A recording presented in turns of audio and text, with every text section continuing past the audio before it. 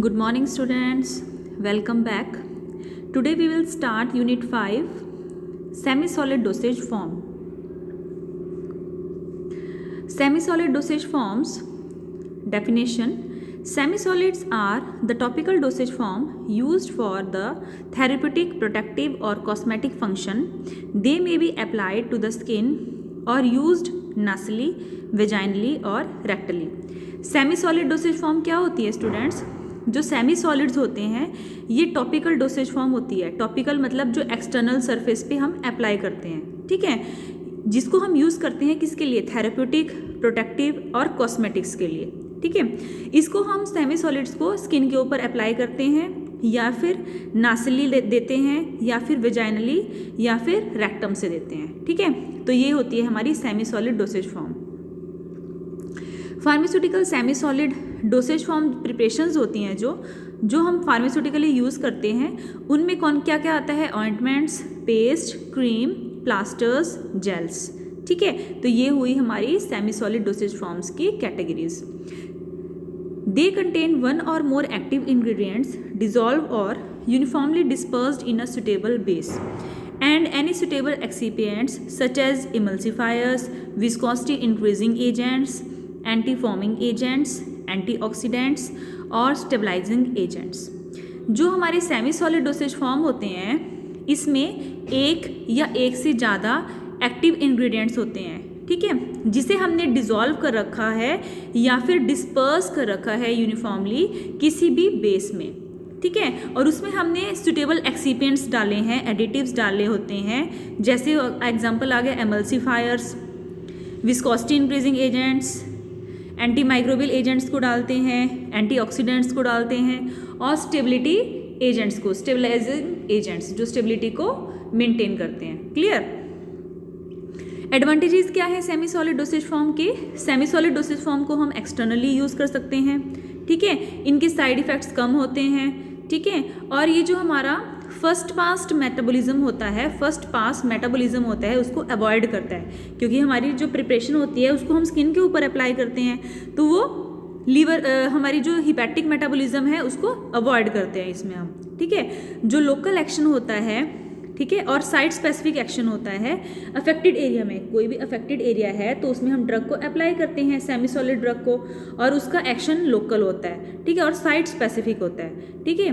और ये क्या होती है? कन्वीनियंट होती है पेशेंट के लिए. जो हमारे अनकॉन्शियस पेशेंट्स हैं, ठीक है, जो ड्रग को ओरली नहीं ले सकते, उन पेशेंट्स को हम semi solid dosage form apply कर सकते हैं टॉपिकली, ठीक है.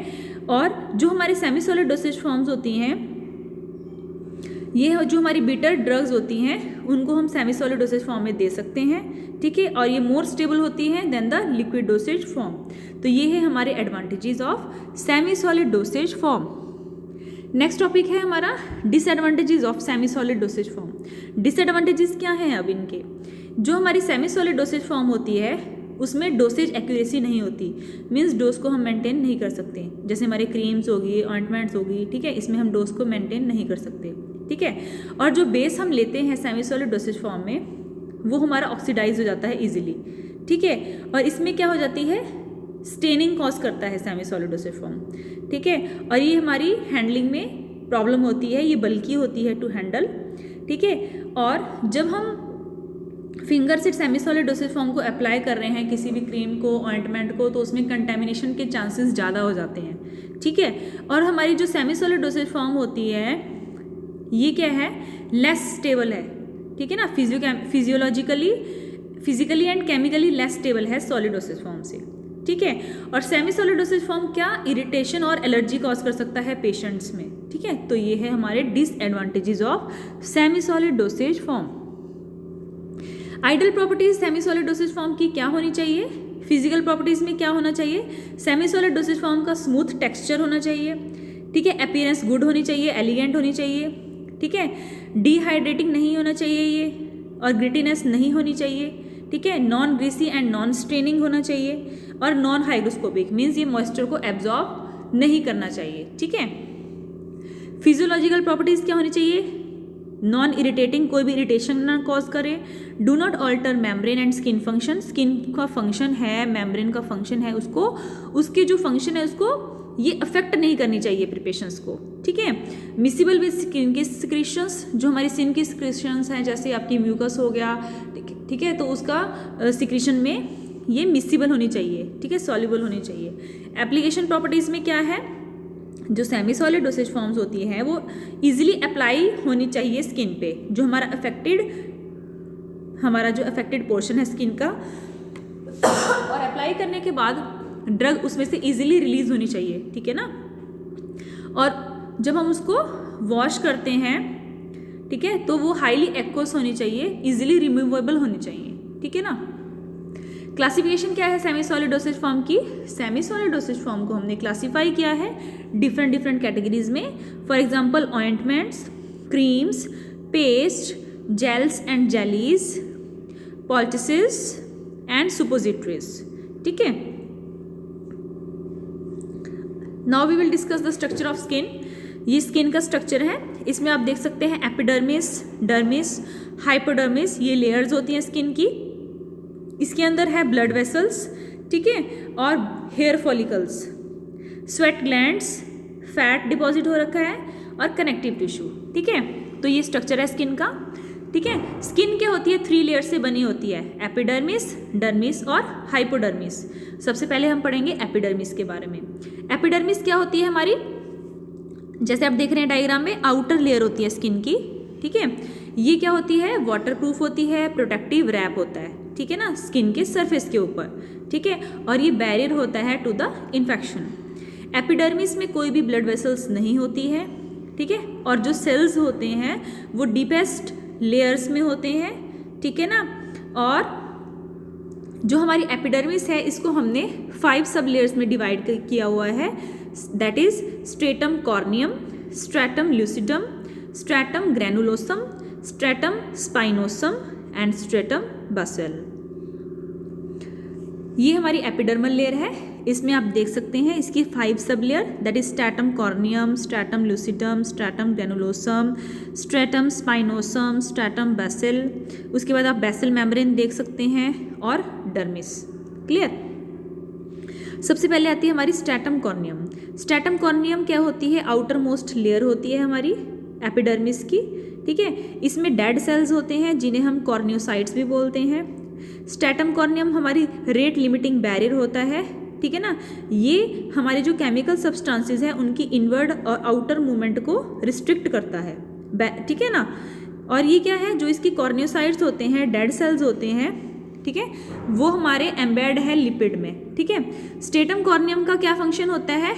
ये एक बैरियर फॉर्म करती है, प्रोटेक्ट करती है अंदर के टिश्यूज़ को, किससे? इन्फेक्शन से, डिहाइड्रेशन से, केमिकल से और मैकेनिकल स्ट्रेस से, ठीक है। स्ट्रेटम कॉर्नियम में क्या होता है? डेंस नेटवर्क होता है केराटिन का। केराटिन एक प्रोटीन होता है जो हेल्प करता है स्किन को, ठीक है ना, कि स्किन को हाइड्रेट रखता है और वाटर की इवेपोरेशन नहीं हो पाती, ठीक है ना, इनहिबिट करता है वाटर की इवेपोरेशन को, स्किन हमारी ताकि सूखे ना, स्किन हमारी हाइड्रेट रहे, ठीक है ना। और जो ये सेल्स होते हैं ये वाटर को एब्जॉर्ब करते हैं, ठीक है, और हाइड्रेशन में हेल्प करते हैं। जो ये हमारी लेयर होती है स्ट्रेटम कॉर्नियम, ठीक है, इसका क्या रिस्पॉन्सिबिलिटी होती है? Spring back. Spring back means stretchy properties होती है स्किन की, उसके लिए रिस्पॉन्सिबल होती है ये स्ट्रेटम कॉर्नियम। स्ट्रेटम कॉर्नियम क्या करता है हमारा? ये जो हमारी बॉडी होती है उसका 10 माइक्रोमीटर थिकनेस, ठीक है ना, और जब ये ड्राई होता है तो ये इंक्रीज हो जाती है up to 40 micrometer to 50 micrometer thickness, ठीक है। और ये थिक होती है on the palm of the hand. Hand का जो पाम होता है वहाँ पे स्ट्रेटम कॉर्नियम थिक होती है, और जैसे हमारे सोल्स हैं फिट के वहाँ पर थिक होती है ये, ठीक है ना। मीन्स इसकी डिफरेंट थिकनेस होती है depending upon which part of the body. Next layer आती है हमारी डर्मिस। डर्मिस हमारी जो लेयर है स्किन की वो एपिडर्मिस के नीचे होती है, ठीक है। डर्मिस में क्या होता है? एपिथेलियल टिश्यूज होते हैं, ठीक है, और ये क्या करता है? कुशन करता है बॉडी को, बचाता है किससे? स्ट्रेस से और स्ट्रेन से। स्ट्रेस मतलब कोई भी फोर्स लगता है जब बॉडी के सरफेस के ऊपर, ठीक है। डर्मिस कनेक्टेड किससे है? एपिडर्मिस से। किससे? बेसमेंट मेम्ब्रेन के साथ, जो बेसमेंट मेम्ब्रेन है ये डर्मिस को एपिडर्मिस से कनेक्ट करती है, ठीक है ना।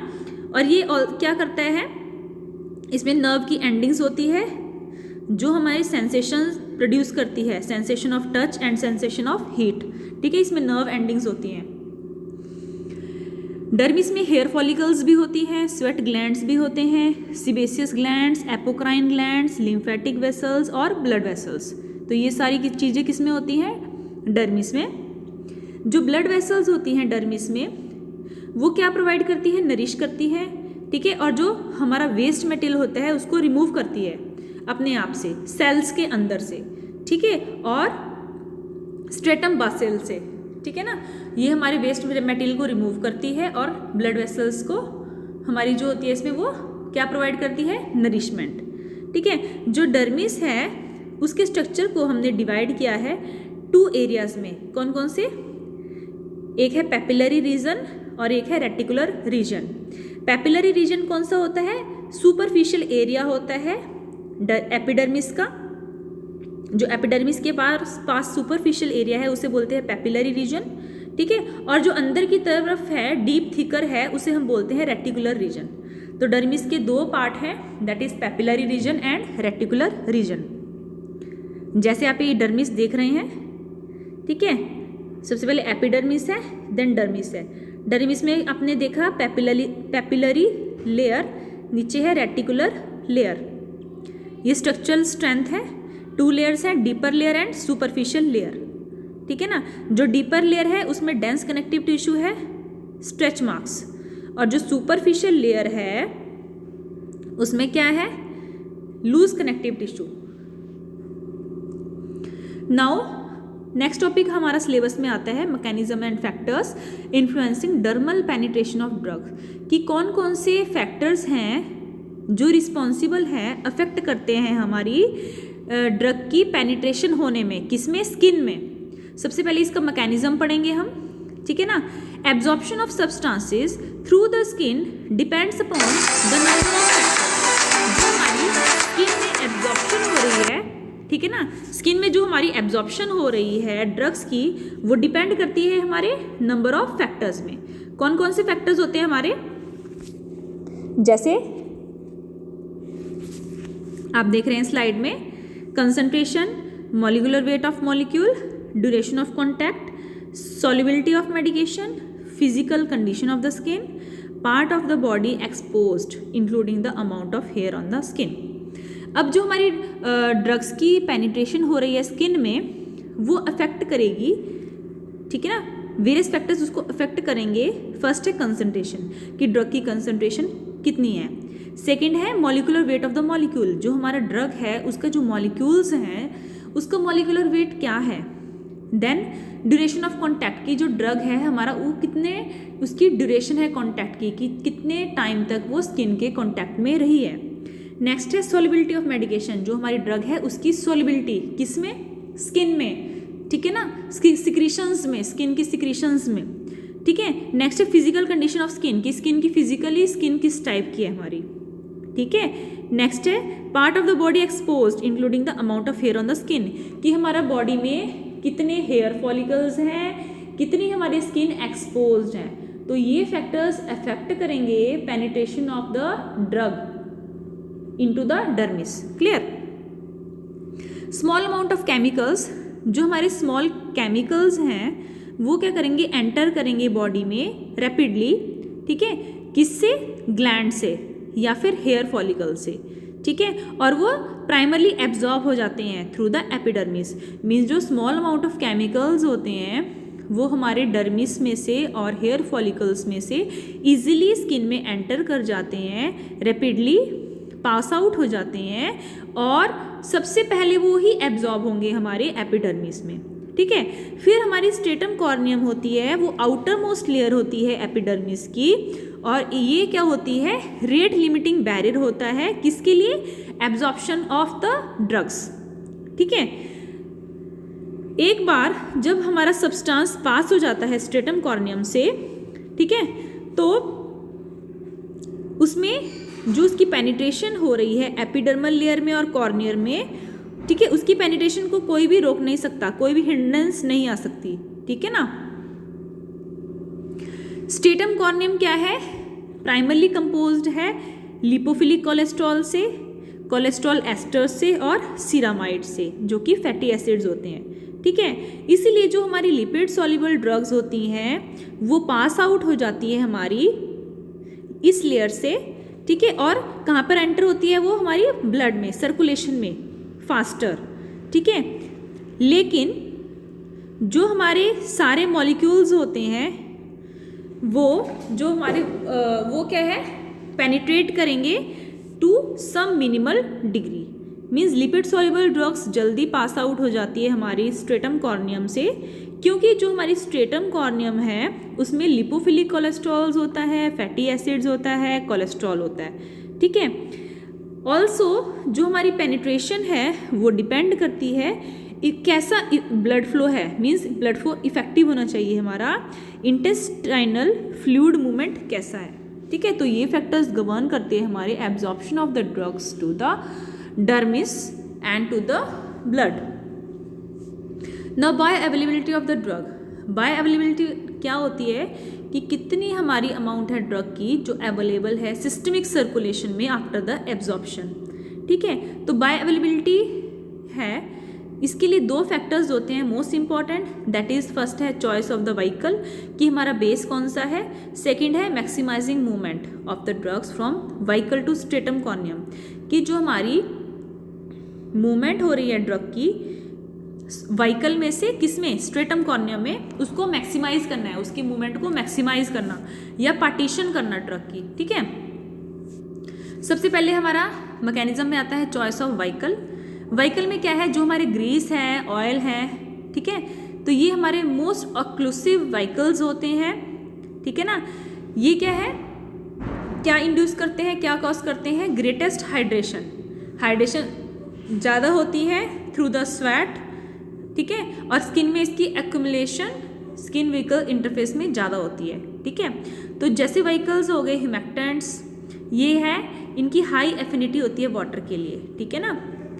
और हमारे व्हीकल्स होते हैं ये डिहाइड्रेट करते हैं स्ट्रेटम कॉर्नियम को और उसकी पेनिट्रेशन को डिक्रीज कर देते हैं, ठीक है ना। पाउडर्स होते हैं जो वो इंक्रीज करते हैं हमारे इवेपोरेशन ऑफ वाटर को, ठीक है। पैराफिन बेसिस होते हैं वो सप्रेस करते हैं ट्रांस एपिडर्मल वाटर डिफ्यूजन को, ठीक है।